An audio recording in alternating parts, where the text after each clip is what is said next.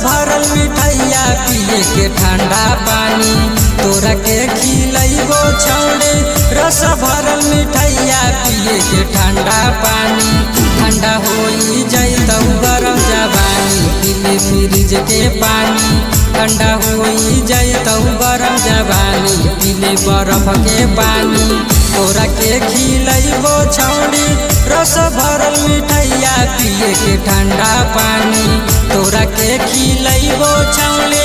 रस भरल मिठाइया पिए के ठंडा पानी ठंडा होई जैतौ गरम जवानी पीले बर्फ के पानी ठंडा होई जैतौ गरम जवानी पीले फ्रिज के पानी।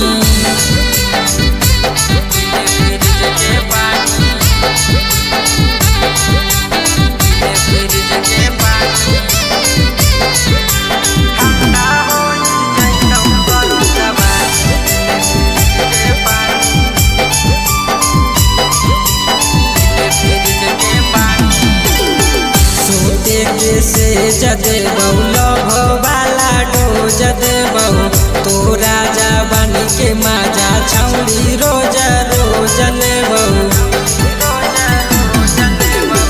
सोते के से जदे लभ वाला डोज देबौ तोरा जवानी के मजा छौड़ी रोज रोज लेबौ। संगहि सुतैबो प्यार करबो मना मानी पीले फ्रिज के पानी संगहि सुतैबो प्यार करबो मना मानी पीले फ्रिज के पानी ठंडा होई जैतौ गरम जवानी पीले बर्फ के पानी ठंडा होई जैतौ गरम जवानी पीले फ्रिज के पानी।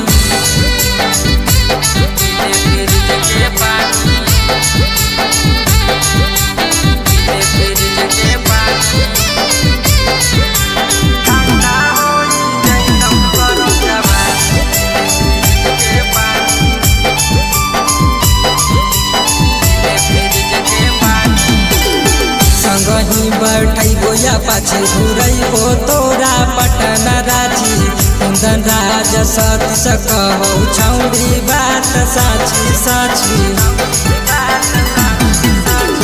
संगहि बैठैबो या पाछे घुरैबो तोरा पटना रांची राइटर लालन रंगीला कहौ बात साची साची। गोला घर देखैबो रेला चढ़ैबो राजधानी पीले फ्रिज के पानी गोला घर देखैबो रेला चढ़ैबो राजधानी पीले बर्फ के पानी ठंडा होई जैतौ गरम जवानी पीले फ्रिज के पानी ठंडा होई जैतौ गरम जवानी पीले फ्रिज के पानी।